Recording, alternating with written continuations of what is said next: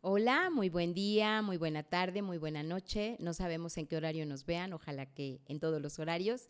Antes que nada de empezar este episodio 2 de Educadoras tras bambalinas, quisiéramos agradecer públicamente todo el cariño, todas las personas que nos han manifestado de diferentes formas su participación en nuestra página de YouTube, pero también por las diferentes redes donde estamos compartiéndoles este podcast que para ustedes, bueno, ustedes saben que es solo para ustedes, de nosotros, de lo poco o mucho que podamos saber de los diferentes temas educativos.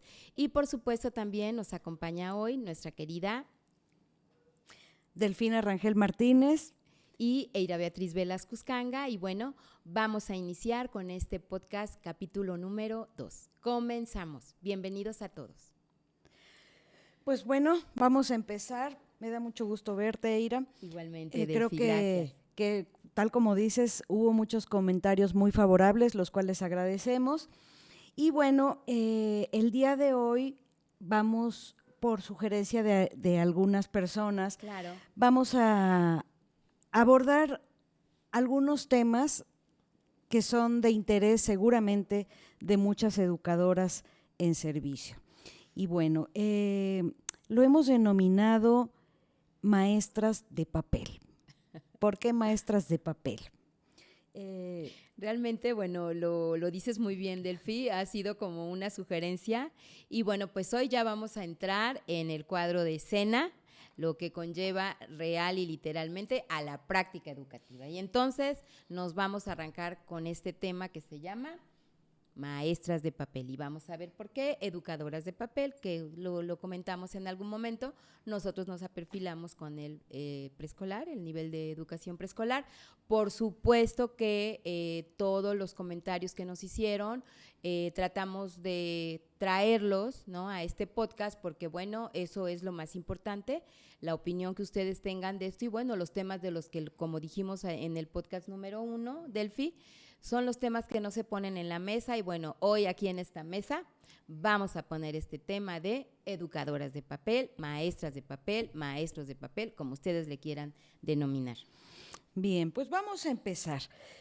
¿Por qué hablamos de maestros de papel? Bueno, vamos a hacer una retrospección de los últimos años de la educación preescolar, particularmente, donde según muchas opiniones de muchas maestras, a partir de varias investigaciones que hemos conocido, ellas refieren que hay una exigencia muy fuerte para ellas para que planeen sus actividades didácticas y esto frecuentemente limita su interacción con los niños.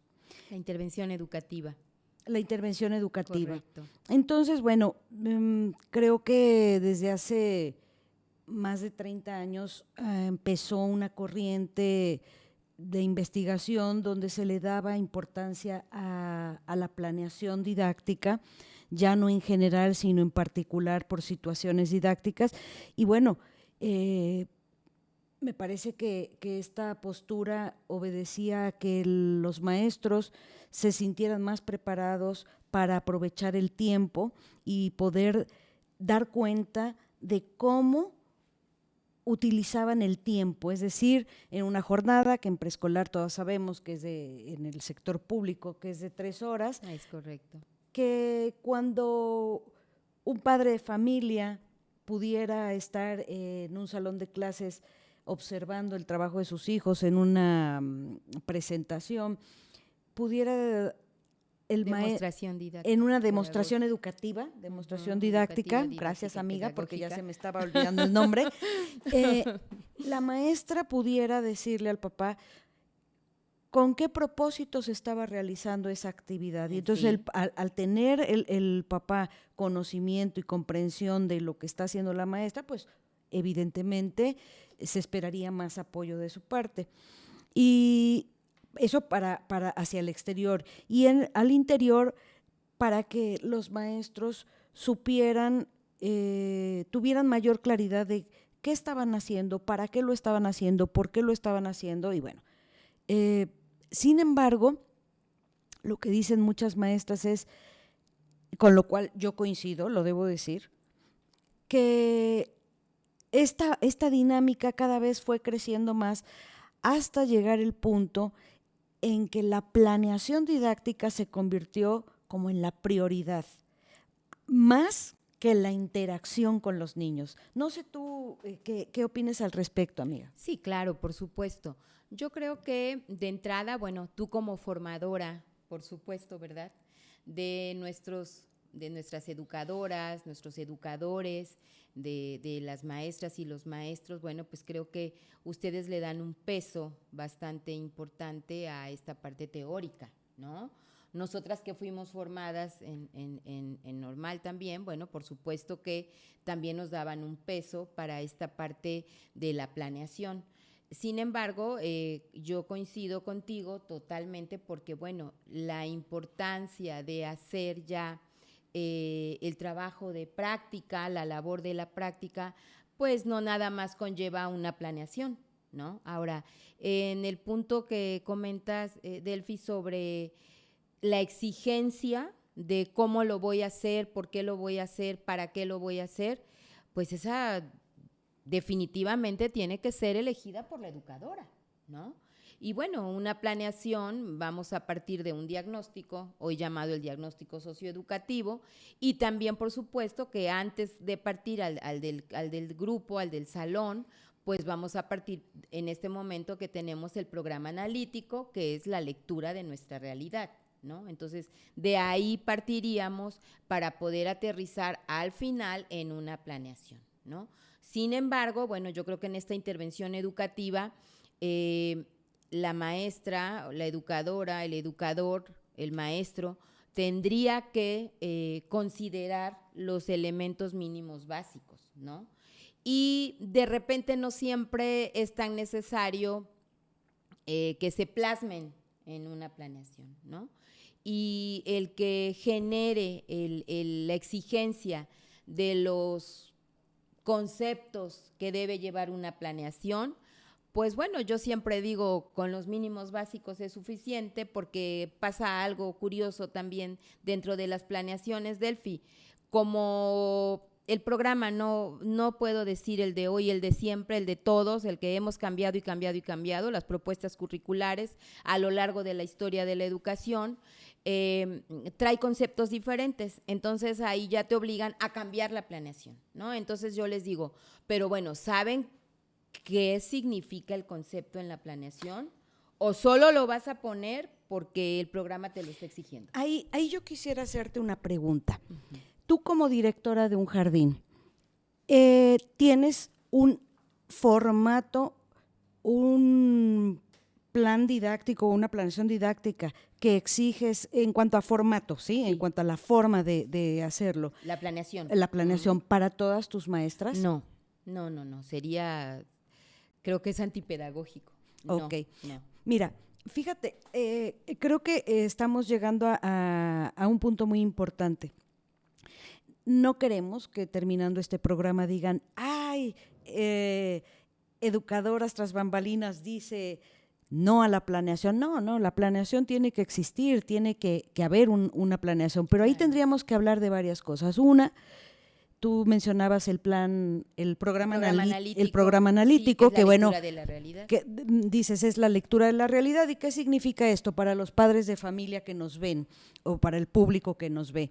Es una programación general de una institución educativa en particular, es decir, todos los jardines de niños o todas las escuelas primarias deben tener un programa analítico que lo elaboran colectivamente sí.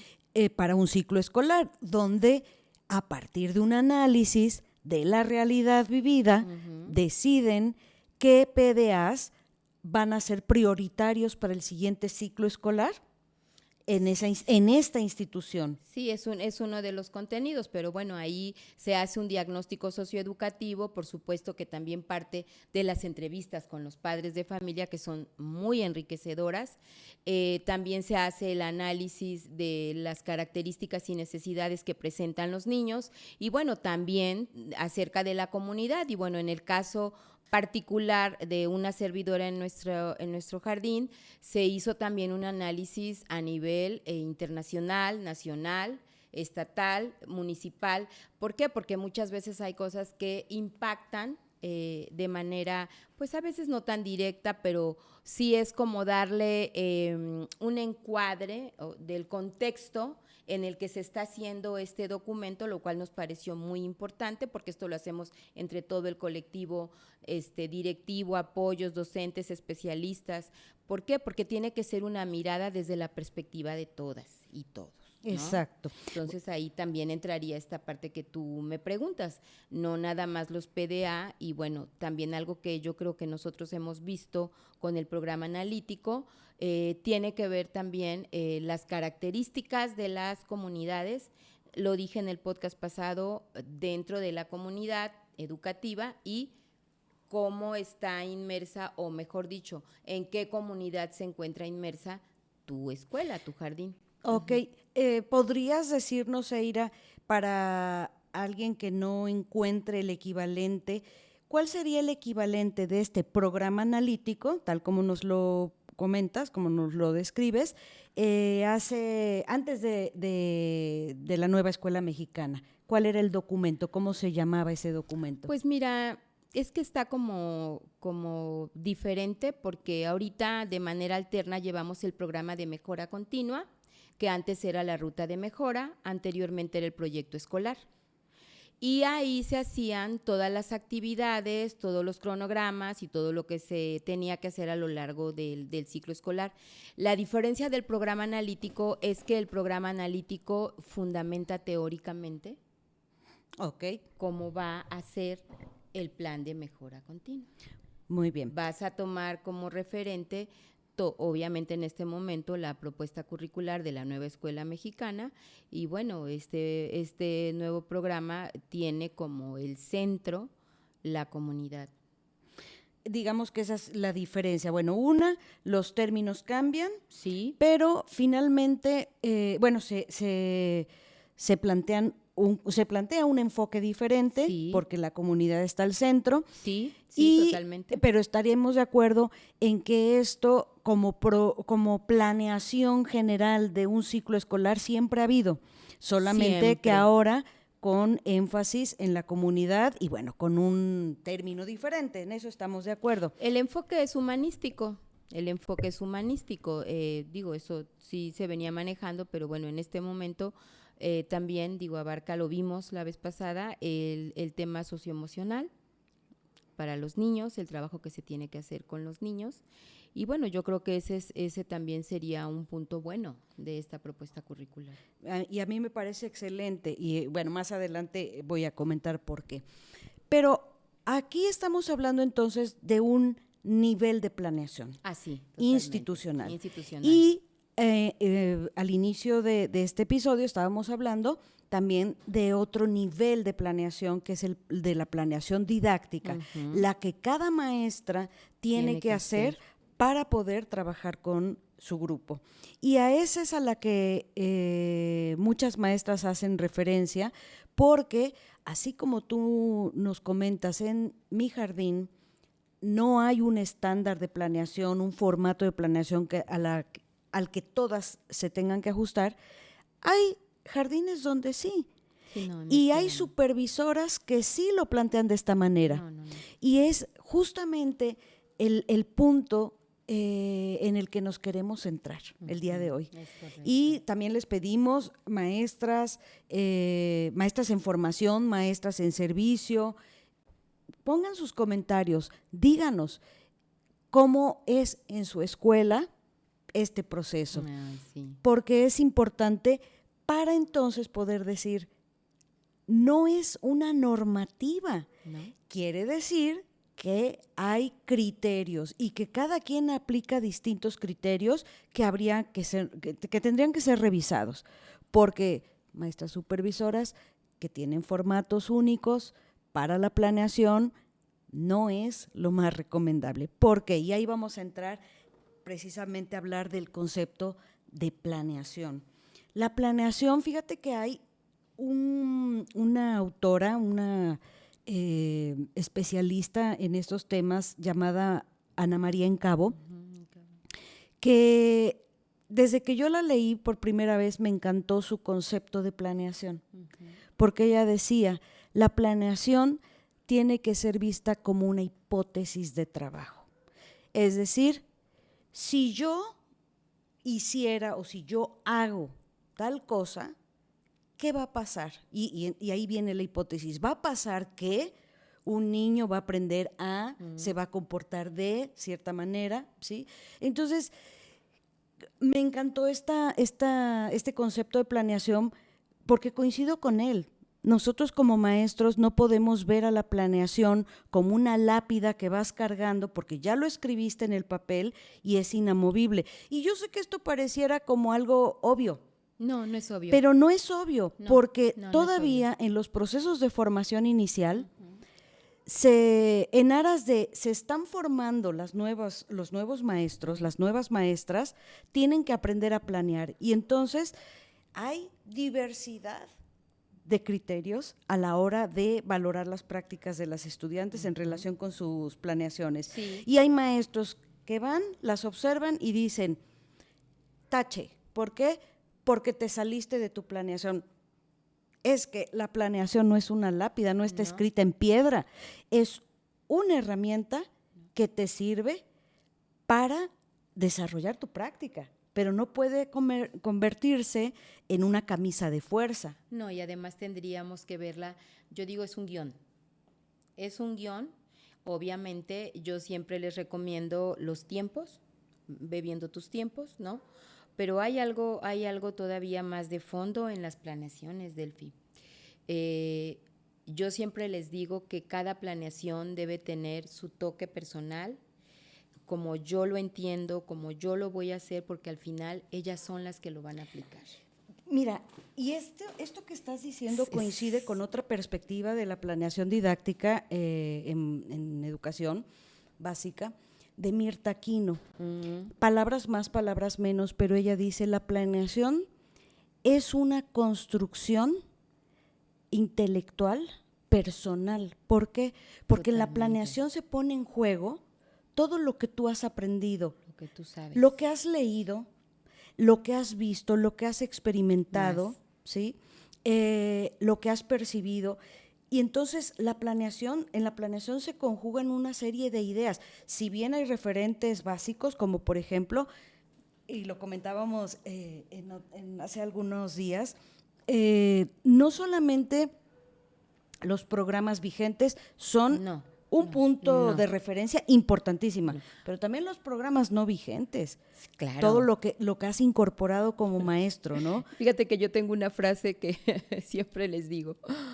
Nuestro programa, nuestra nueva propuesta curricular no es nuestra Biblia.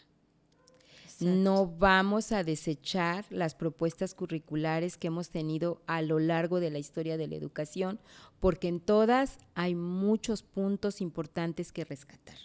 Claro. Y entonces, en esta parte de que tú hablas del formato de planeación, pues nunca va a ser igual el de nadie. Yo nunca he tenido formatitis, creo que no es parte de mi hacer como directora. Al contrario, siempre les he dado la oportunidad de que ellas elijan cómo hacerlo. obviamente cómo lo van a pasar a la práctica jamás puede ser inamovible porque pues las situaciones se presentan ahí en el momento y bueno, esto es en vivo y entonces tú tendrás que hacer los ajustes, los cambios necesarios, los imprevistos famosos de la planeación, ¿no? Que muchas veces no aparecen en la planeación, pues porque justamente son imprevistos. Tú no sabes lo que va a pasar en el momento de que tú estés haciendo la situación, la actividad, ¿no? Y bueno, particularmente en los niños de preescolar, tú sabes que hay mil imprevistos. Claro, y fíjate, me recuerdas en planes de estudio de 1999, esa reforma curricular para la formación de maestros y maestras, bueno, en este caso de los que se formaban para licenciados en educación preescolar, enfatizaba en el proceso de formación la importancia de formar al futuro maestro para la incertidumbre. ¿Por qué? Porque hablaba del terreno, justamente lo que tú dices, el terreno, la práctica real con niños de carne y hueso, que es un terreno, según también algún teórico de la educación, es un terreno movedizo, se está moviendo, cambian las circunstancias, por lo tanto, lejos de pensar en que tenemos que decirle a los maestros, esta es la forma de planear, tienes que presentarla de esta manera y tienes que cumplirla al 100%, Jamás. yo sí volvería a esa parte. Y más hoy en día. Sí. Si hace 30 años había tantos cambios y eran rápidos, hoy hay más y todavía más rápidos. Sí, todo se está moviendo. Es correcto, y aparte, bueno, algo que vivimos en el día a día, porque a mí me toca el aterrizaje de esto que justamente nos compartes, también vamos a hablar de la parte que en este momento nosotros vivimos como educadoras, como educadores, como maestras, como maestros. Las infancias hoy son totalmente diferentes. Por supuesto, y es algo que no se puede soslayar. Nunca. Sí. Entonces, también en esa parte nosotros tenemos que actualizarnos, pues para ver de qué manera vamos a cambiar, a renovar o a innovar nuestras nuevas propuestas de planeación. Y mira, me gustaría como que ir cerrando esta parte del concepto de planeación para entrar a otro tema que está previsto en este episodio. Sí. Justamente por lo que acabas de mencionar, las infancias, las distintas infancias que hoy tenemos, de hecho desde el concepto, ¿no? Que hoy ya no hablamos de la infancia en particular, de forma determinada, sino las infancias, sí, porque son muy diferentes. Son muy diferentes. Podríamos ir cerrando. En primer lugar, estamos de acuerdo en que hay distintos niveles de planeación y que el que le compete al maestro que está frente a grupo o a la maestra es personal. Sí. Ahora, sí tiene que haber elementos. También los mínimos básicos. Los mínimos básicos de una planeación. Me encanta también en ese sentido, Ana María Encabo, que además de decir la planeación podría ser vista como una hipótesis de trabajo, también dice, hay como preguntas básicas que debe contestar una planeación. ¿Qué quiero que aprenda? Y lo voy a escribir, a ver, ¿qué quiero que aprenda? Y ahí están los PDAs que se seleccionan, se priorizan. Uh-huh. ¿Cómo? ¿Cómo quiero que lo aprendan? ¿A través de qué actividad? Uh-huh. Y ahí viene la parte intelectual de un maestro y también de la experiencia. Sobre todo. Que tiene experiencia y puede decir qué actividades, qué materiales, qué tiempos, qué momentos son los más adecuados para lograr esos PDAs, ¿no? Esos aprendizajes o estimular esos aspectos del desarrollo.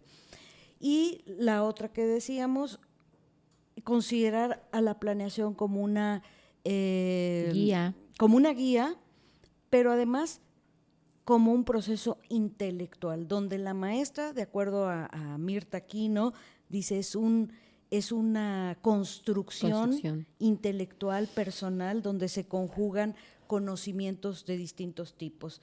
Y ahora, cuando mencionas esto de las infancias, implica conocer esas infancias y es justamente de lo que yo pienso que hoy se descuida más.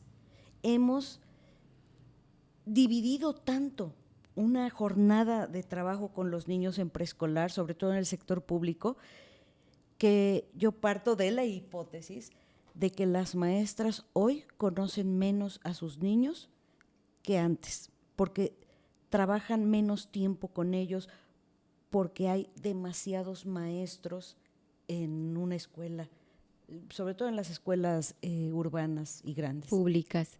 Sí, esto pudiera ser una hipótesis, como bien lo dices, Delphi, porque bueno, al interior de las diferentes instituciones, pues se trabaja de diferente manera. Las políticas públicas que nosotros instauramos al interior de las escuelas, pues siempre tienen que ser estudiadas, tienen que ser analizadas desde varias miradas, empezando justamente por cómo llegan hoy los niños a la escuela, ¿no? En el podcast pasado hablábamos un poco de esta parte emocional. Hoy, bueno, no nada más es la parte emocional, ¿no? También es cómo llegan en su desarrollo como infantes, en estas etapas de desarrollo que conocemos y las características que emergen o que surgen de las etapas de desarrollo de los niños.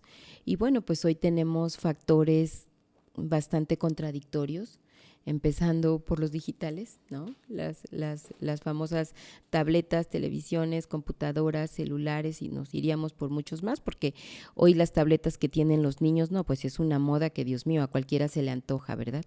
Y bueno, caer en el abuso, ¿no? De los digitales, de los aparatos digitales, pues también ha mermado en el desarrollo de los niños, que antes esto pues definitivamente no se veía, ¿no? Entonces, hoy al interior de las aulas, pues tenemos que buscar 1000 maneras, 1000 formas, 1000 estrategias, 1000 actividades, 1000 situaciones, 1000 secuencias de cómo atender las necesidades, pero también yo me atrevería a decir las carencias que presentan hoy los niños en los mínimos básicos para acceder a la propuesta curricular. Mira, para acceder a un aprendizaje tan simple, ¿no? En nuestro caso hablamos un poco de las funciones ejecutivas, de las habilidades del pensamiento y también vimos un poco sobre la motricidad. Nos pudiéramos ir a la gruesa, ¿no? Pero bueno, finalmente es un todo lo que ha mermado esta parte, ¿no? También. Fíjate que ese es un problema que hoy podemos observar. Y bueno, yo considero que aparte de la diversidad, o más bien, por la diversidad que hay en las infancias, esto está representando un reto mayor para los maestros. ¿Sí? Totalmente. Y algo que en lo que he reflexionado mucho es que las maestras tienen menos tiempo para estar con los niños, por lo que te decía. Hoy en las escuelas tenemos maestros que se ha fraccionado. Antes, o sea, estoy hablando de hace 40 años y no estoy romantizando y diciendo que lo de antes era mejor, no. Hay cosas de antes que por supuesto eran mejor y lo importante sería redescubrirlas. ¿Cuáles sí? Independientemente de este mundo tan diferente que tenemos hoy en día. Y yo creo que algunas de esas cosas son, por ejemplo, acabas de mencionar esta parte de la motricidad, motricidad gruesa. Cuando recién regresamos de la pandemia, sí. había quienes decían, son niños pandemia. ¿Por qué? Ay, no. Porque eran niños de 3 años, 4 años, que habían nacido justo al inicio de la pandemia. Cuando regresamos, se notaba mucha la dificultad para hacer ejercicios, para poder hacer retos motrices. Totalmente. Y mucho temor de los niños en juegos que antes, bueno, cuando nosotros éramos niños, corríamos, saltábamos, trepábamos. Sí. Bueno, hoy ni qué pensar que un niño se trepe a un árbol, o sea, impensable, ¿no? Entonces, creo que esta realidad nos está llevando a reflexionar. Y yo diría, amiga, que hay una palabra muy, muy reiterada, mal entendida, que es la innovación. Tenemos que innovar, porque esta realidad es tan compleja que hay que innovar. Yo antes que pensar en innovar diría, hay que reflexionar, hay que analizar y hay que echar mano de las experiencias Claro, por que han sido supuesto. exitosas para Ajá. lograr ciertas Es cosas. correcto. No es posible que hoy un niño tenga 5 o 6 años y no pueda hacer movimientos gruesos elementales. Como tomar una crayola. En lo fino, como tomar un lápiz, una crayola, No, recortar. en lo fino, tienes ¿Sí? razón. Ahora podríamos... Pero en lo grueso. En fino, en lo grueso. Vete a lo grueso, que sería correr, trepar, marchar, Exacto, bailar.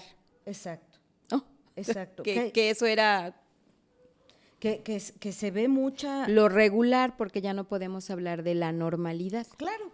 Y entonces creo yo que también hemos abusado de esta palabra, innovación, y entonces hay que innovar.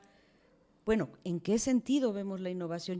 Y ese es el planteamiento que hoy quisiera hacer. Para mí sería realmente innovar si como gremio, como grupo de trabajo, nos instaláramos en una postura diferente en relación a la planeación y al trabajo, a la práctica con los niños. ¿En qué sentido? Creo que necesitamos recuperar conceptos de antaño que eran muy importantes. Por ejemplo, cuando nacieron las escuelas normales en nuestro país, se instalaron las escuelas normales y había sus escuelas anexas para experimentar. De hecho, tenemos la anexa, ¿no? Las escuelas anexas, el jardín experimental, ¿no? Sí, que en algunos casos así se llama, y resulta que esa palabra, experimentar, ya hemos dejado de experimentar porque el proceso de planeación didáctica y la aplicación de esa planeación didáctica se ha vuelto muy mecánica. Totalmente de acuerdo. Sí. La gente busca, a ver, ¿qué actividad voy a desarrollar? Y a lo mejor me meto a una página de internet y la encuentro. Yo he tenido situaciones donde mis alumnos me han entregado planeaciones donde dice así como si fueran españolas. ¿Por qué? Porque ni siquiera... Okay. Ni siquiera son de México. Son de México. Contextualizadas. Sí, ni siquiera las leyeron o las leyeron muy mal y así te las entregan, como si nosotros habláramos así. Y te das cuenta, ahora, la pregunta es, ¿por qué? Si planear se tendría que convertir en un acto de creatividad, en un acto de imaginación pedagógica. De búsqueda. ¿Cómo les digo, puedo hacer para lograr es qué? Correcto, es ¿Sí? correcto. Entonces, ¿por qué la experimentación? La experimentación, creo yo que si viéramos el trabajo como experimentación, podríamos aprender mucho más y no descuidaríamos tanto ese contacto y esa interacción con los niños que se ha perdido precisamente por un trabajo tan mecanizado. Y la parte administrativa. Y yo diría, le agregaría, por supuesto, a eso tan importante que dices, amiga, yo diría también disfrutar de nuestra práctica, de nuestra intervención, esta relación entre la educadora, el educador, la maestra, el maestro con los estudiantes, es lo más importante. Así es. Lo más importante, porque realmente como el niño te ve, te percibe, te siente, al fin niños, ¿no? Es el intercambio que se va a dar a la hora de tu intervención. Y tú te puedes dar cuenta en los diferentes niveles educativos. No me voy a referir nada más a preescolar. Yo he tenido la oportunidad de observar muchos niveles educativos y también estuve un rato en primaria. La euforia de los niños cuando llega la maestra.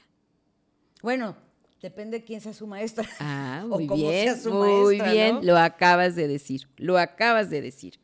Y entras a un salón y yo digo, no hay más que entres al salón para que tú te des cuenta de la dinámica que hay en ese salón. Claro. Ni siquiera necesitas revisar la planeación, ni siquiera necesitas ver cómo. No. Claro. Entrar a un aula y darte cuenta de la relación que hay entre la maestra, el maestro, el educador, con los estudiantes, ahí tú te puedes percatar de lo que está aconteciendo en esa aula. Y entonces yo digo, disfruten el trabajo, pero disfrutar el trabajo, querida Delphi, es hablar de vocación, es hablar de llegar al trabajo con ese, yo siempre digo, con ese agradecimiento de gracias que tengo un trabajo, ¿no?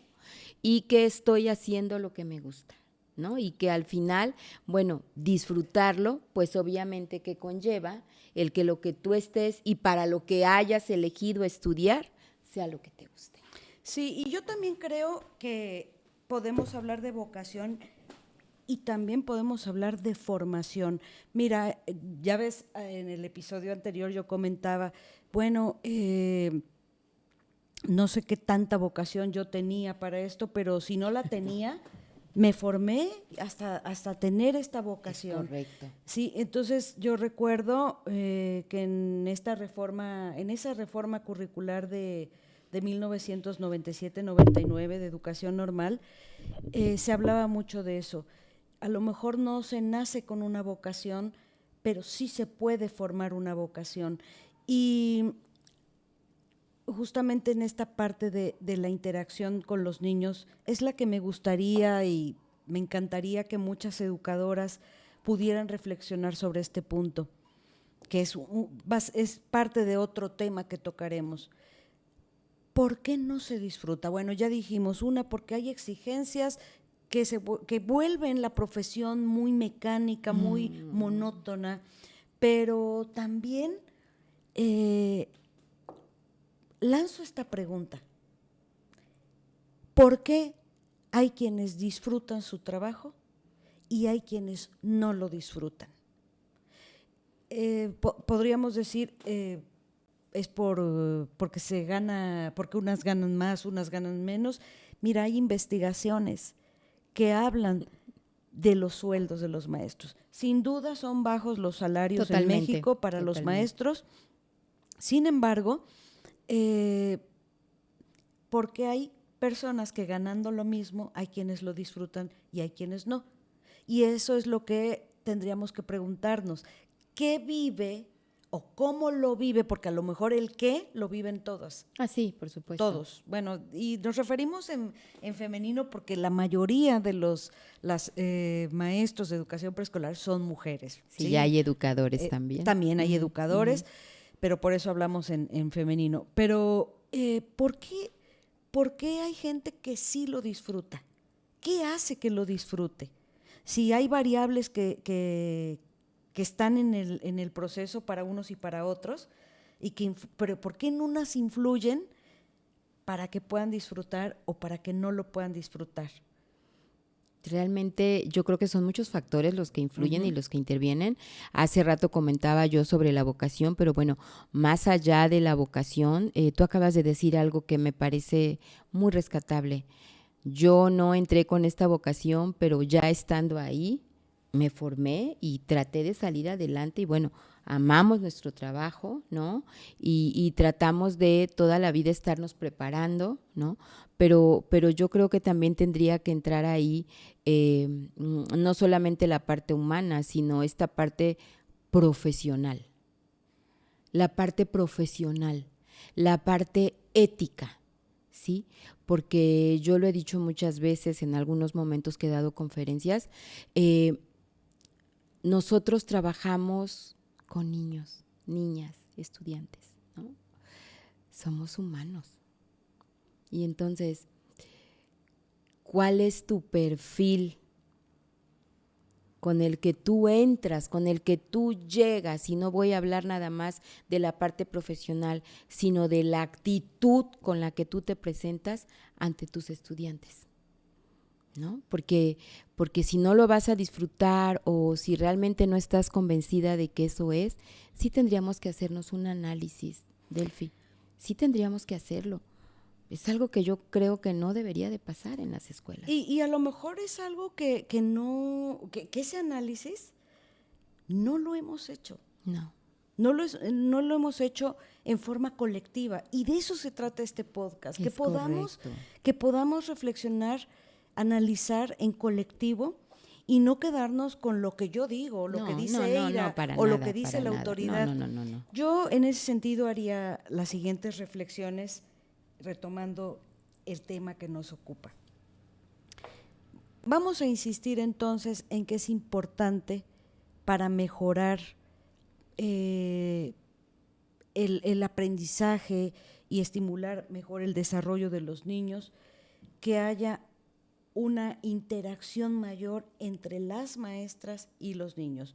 Y estamos diciendo que a veces las exigencias, como la parte del proceso de planeación, nos desaniman, nos desalientan y nos desmotivan, ¿no? Nos desmotiva. Exacto. La parte administrativa de la que se ha hablado mucho. La parte administrativa. Sí, la parte administrativa también. Y otros factores, ¿no? Como puede ser el desprestigio de la profesión, los bajos resultados, en fin. Pero hay algo también que dice la investigación educativa, que cuando yo lo leí me pareció una reflexión muy interesante.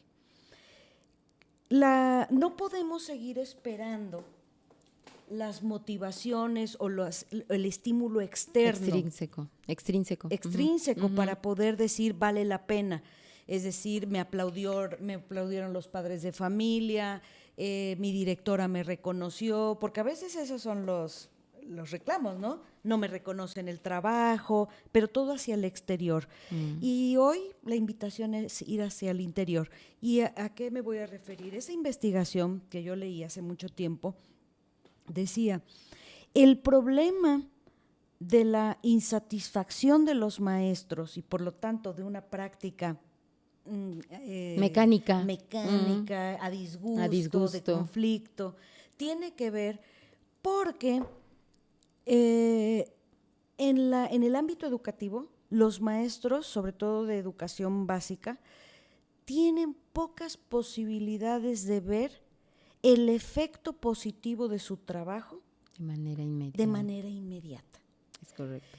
Y bueno, eso si tú te pones a pensar, es cierto. A ver, yo estoy trabajando, soy educadora con niños de 3 años y bueno, no voy a poder ver, y siempre hablamos de que son las bases del desarrollo, los primeros 5 o 6 años de vida, incluso desde el punto de vista neuronal, ¿no? Son las conexiones más importantes. Son las conexiones más importantes. Sin embargo, decimos los maestros, bueno, es que los maestros que aman, que quieren su profesión y que la defienden, algún día este niño, estas bases que yo estoy dándole, se verán reflejadas en su desarrollo futuro, ¿sí? El profesional esos también. Maestros que confían en lo que están haciendo, pero ¿y el que no puede ver de manera inmediata? Y voy a poner un ejemplo.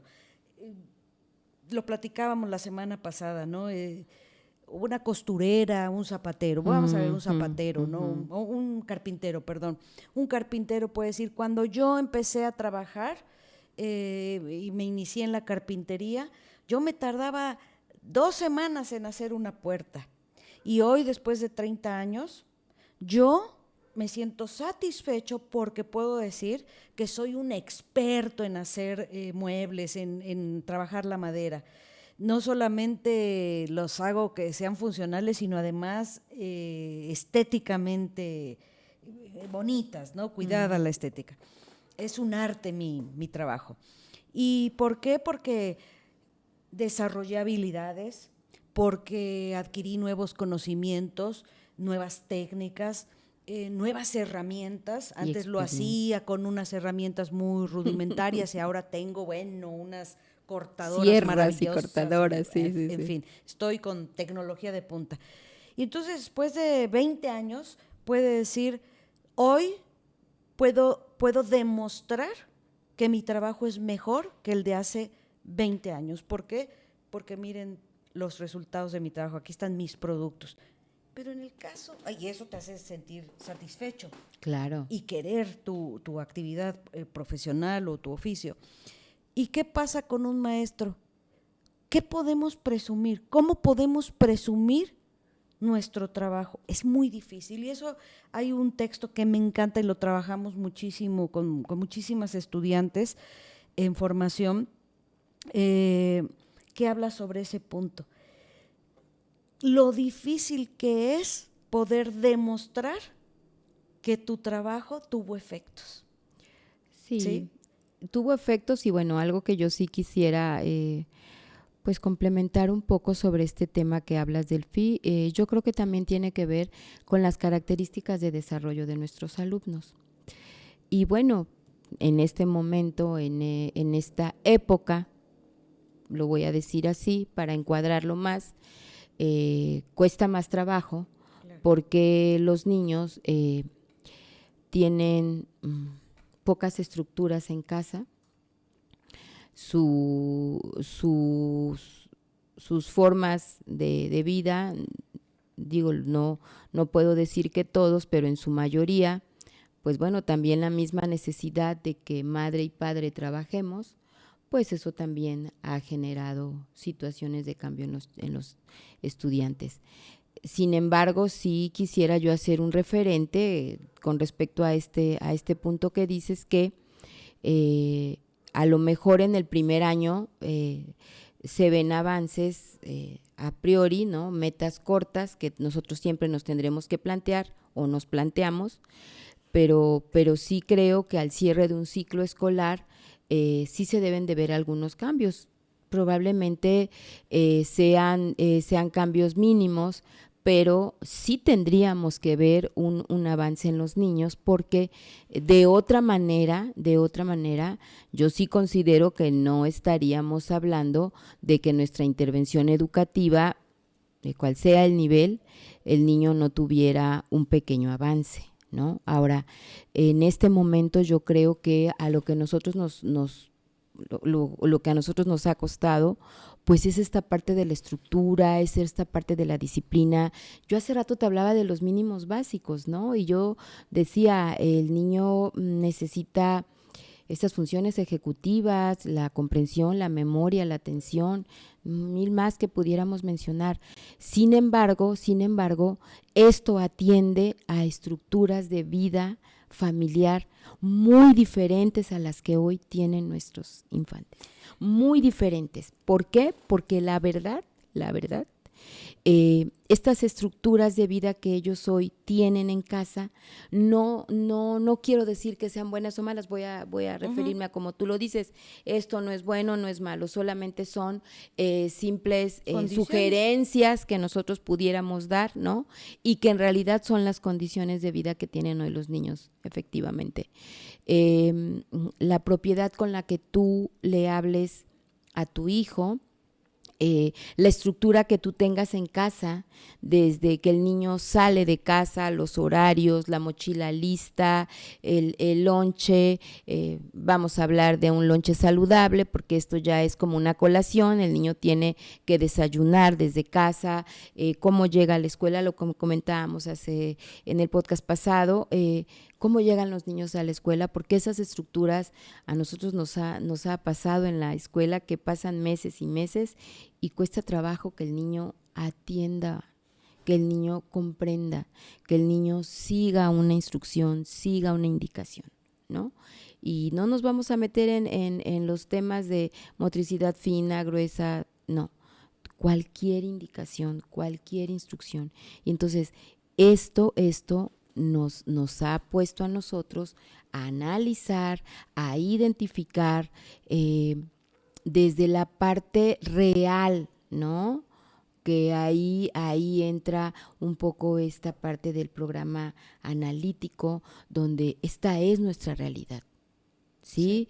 Y muchas veces, voy a retomar ese punto que tú dices, pensamos que estamos exigiendo de más a los niños porque decíamos en alguna junta académica que tenemos, ¿por qué se le exige tanto que el niño aprenda si el paso 1 no lo está atendiendo? Bueno, entonces tampoco nos vamos a quedar en el paso 1 porque el niño no lo está atendiendo. No. Tendría que ser de manera paralela para que el niño pueda pues irse teniendo estos avances y bueno, la consolidación de los aprendizajes. De repente pensamos que nos vamos a ir al lenguaje, pensamiento matemático, y yo lo decía en el podcast pasado, ya ni te metas a eso en este momento. En el diagnóstico socioeducativo el niño no entiende la indicación. El niño no sabe cómo decirte lo mínimo básico, ¿no? Entonces, todas estas estructuras de las que yo hablo hoy, bueno, se tienen que hacer en la escuela. Sí o sí. Sí. De otra manera... Y fíjate, me recordaste ahorita un complemento de esta investigación, de este texto, no recuerdo si era una investigación, que hablaba de la dificultad de sentirse satisfecho del maestro porque no podía ver el resultado de su trabajo. Uh-huh. Y este texto se refería, además de lo que te comentaba del que no poderte dar cuenta del efecto de tu trabajo y que eso desanima un poco al profesor, uh-huh, también hablaba de algo que es cierto. En temas de educación, todo mundo mete mano, todo mundo habla de educación como un experto. Sí. A ver, decía este texto, ¿tú te imaginas que hay un paciente que van a operar de la vesícula y ya está ahí en el quirófano y entonces entra quien sea, la mamá de la paciente, la hija, la hermana, el primo, ¿no? Dice, no ocupen ese instrumento. No, a ver, pónganle menos anestesia. Claro. No, están mal porque están utilizando un instrumento. No, qué buen comparativo. Sí. No, en educación todo el mundo opina. Todo el mundo es experto. No, están mal los maestros. Deberían hacer esto, deberían hacer el otro. Y eso también es un motivo de desánimo muy fuerte para el maestro. Es una profesión muy vulnerable. Es correcto. En ese sentido. Sí. ¿Sí? Y bueno, ¿a qué quisiera yo llegar, Eira? Uh-huh.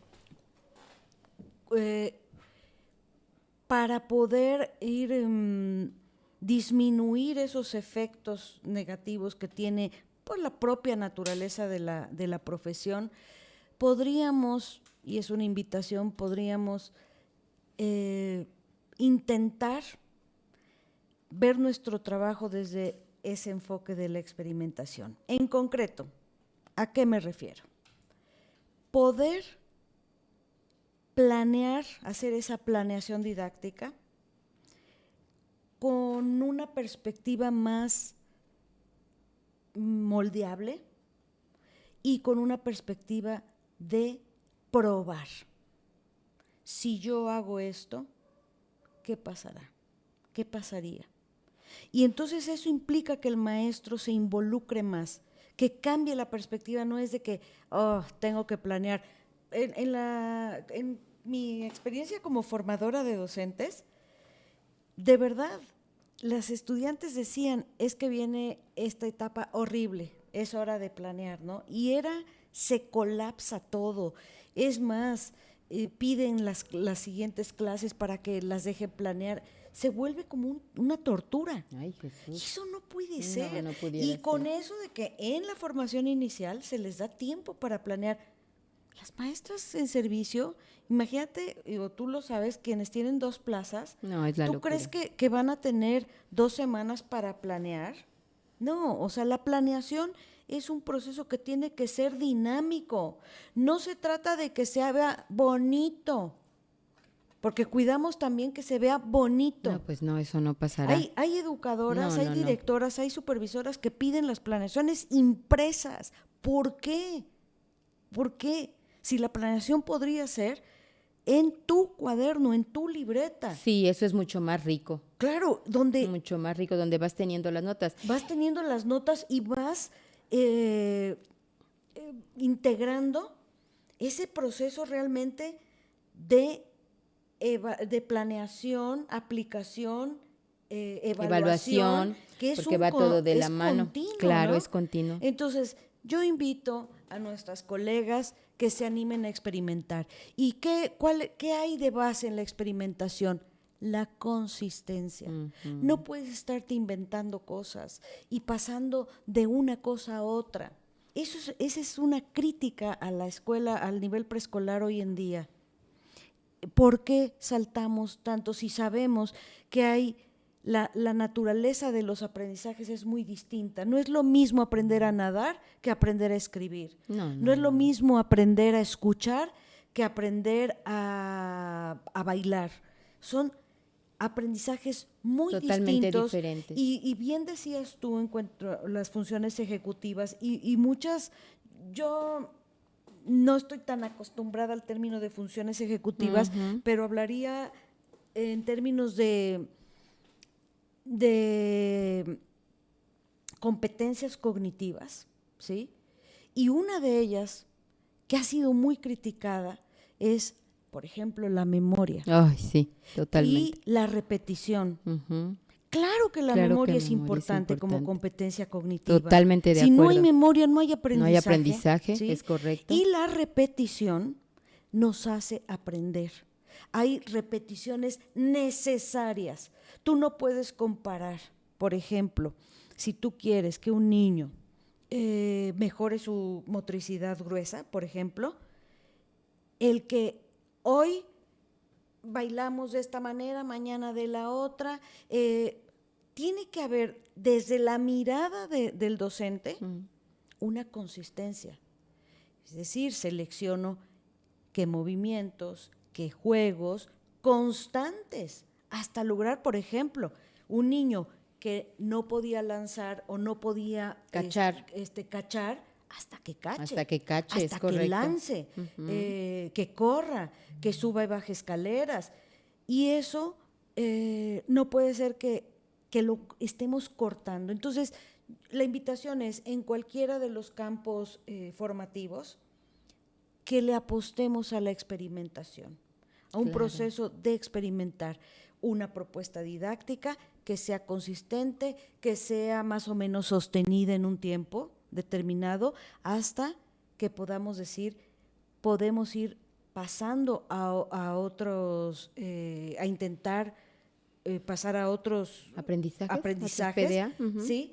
Pero entonces sí, con la experimentación podríamos decir, esta propuesta que yo hice, que yo elaboré, sí tuvo efectos o no tuvo efectos positivos. Sí, por algo es niños. Experimentación, por supuesto. Claro, y eso quizás contribuya. Y por otro lado, el nivel de involucramiento. No es lo mismo, por ejemplo, a mí me ha tocado, y bueno, en tu jardín alguna vez, cuando iba a observar a mis estudiantes, empezaba la activación y yo me ponía a hacer la activación. Claro, de eso se trata. ¿Por qué? Esa es la vida Porque escolar. es involucrarte. Esa es la vida ¿sí? escolar. Además, uno maestro ya todo medio oxidado. Cuando yo llegaba a los jardines a observar, y le puedes preguntar a mis alumnas. Sí, a mí me tocó verte, A aprovechar, a ver, no me he movido, órale, aprovecho. Y no en tu jardín, pero sí en algunas otras instituciones donde las maestras están platicando. Y perdón que lo diga, pero están platicando. Sí, no, como que ¿cuál es el ejemplo que tú le vas a dar al niño? ¿no? Y el ejemplo, y además yo te diría, maestra, aprovecha, muévete. Todo el tiempo dices que no tienes tiempo, que estás ocupada, que quieres bajar de peso, y compras suplementos, y compras y haces, y no te das cuenta que un trabajo como el que tenemos es un trabajo maravilloso, de movimiento.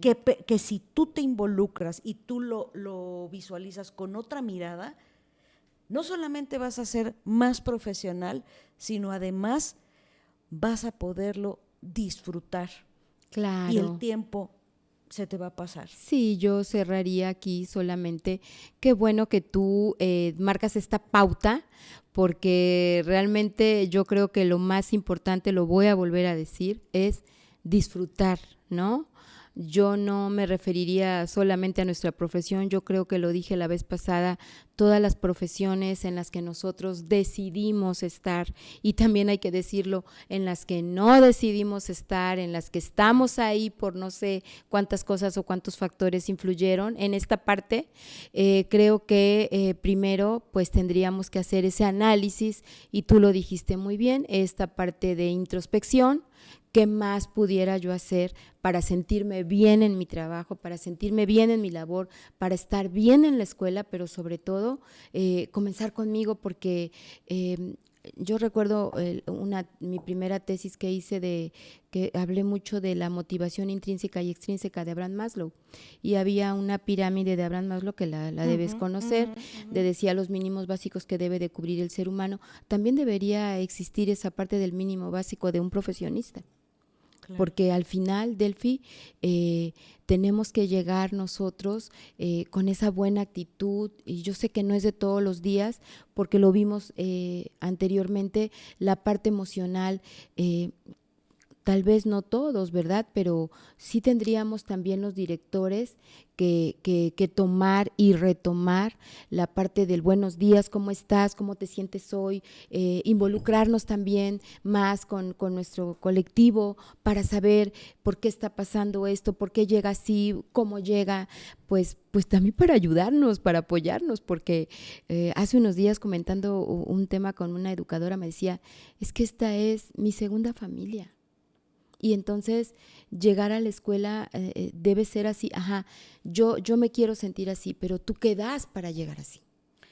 Entonces, sí. Esto es un ida y vuelta, es una retroalimentación, por supuesto que sí, pero como actores de la educación no podemos olvidar que estamos con nuestros niños, con nuestras niñas, con nuestros estudiantes, y que definitivamente, lo digo y de verdad, a lo mejor suene abrupto, ¿no? Pero yo siempre les digo, tienes que prepararte para llegar al aula. Tienes que estar bien para llegar al aula. Y parte de la preparación es, ve hacia adentro, quiérete a ti. Imagínate que vas a estar 30 años en una actividad que no disfrutas. Sí, es correcto. Debe ser terrible. Debe ser terrible, sí. ¿Sí? Entonces la invitación es a esa. Claro, por supuesto, disfruten el trabajo. Siéntense con los niños. Vivan esta emoción que nosotros tenemos todavía después de 30 años. Aprendan de ellos, disfrútenlo. Y bueno, intenten para el siguiente ciclo escolar, planeen de otra manera, visualicen su actividad, ustedes involucradas junto con los niños. No voy a planear para los niños. Yo siempre a mis alumnas les decía, a ver, esta actividad, ¿a ti te dan ganas de hacerla, participar? Si me dices que sí, quiere decir que vas bien. Si tú misma te emocionas pensando en qué pasaría si hiciera esto, vas bien, ¿sí? Bueno, pues yo creo que vamos a cerrar con esto. Claro que sí. Muchísimas gracias. Gracias, Delphi, nuevamente por compartir este maravilloso espacio, considerando siempre que este es desde nuestra perspectiva, desde nuestra experiencia, desde nuestra práctica, pero bueno, también, por supuesto que siempre sabemos que hay 1000 formas más de decirlo, 1000 formas más de verlo, y aquí estamos también con todo el gusto para escucharlos. Y nuevamente gracias por todos los comentarios. Queremos, como dice Delphi, que nos comenten, que nos digan esto sí, esto no, yo lo vivo aquí, yo lo vivo acá, porque de eso se trata este podcast, ¿no? Es conversar, no en el análisis de lo que está bien y de lo que está mal, son percepciones desde nuestra óptica, yo diría desde nuestra humilde óptica y también desde nuestra experiencia. Muchísimas gracias. Gracias, Delphi. Gracias, Eira. Y bueno, pues nos vemos para el próximo episodio, y que sí tendremos un invitado muy especial que nos hablará sobre muchas experiencias profesionales que ha tenido con muchos estudiantes y que seguramente servirá para muchos maestros, muchos directores que les interesa seguir haciendo su trabajo y cada vez mejor. Y bueno, pues le damos las gracias al estudio Gato Lunar por su apoyo, por esta producción. Gracias, y gracias, hasta gracias. la próxima. Gracias, nos vemos pronto. Esto fue Educadoras tras bambalinas. Bye. Bye.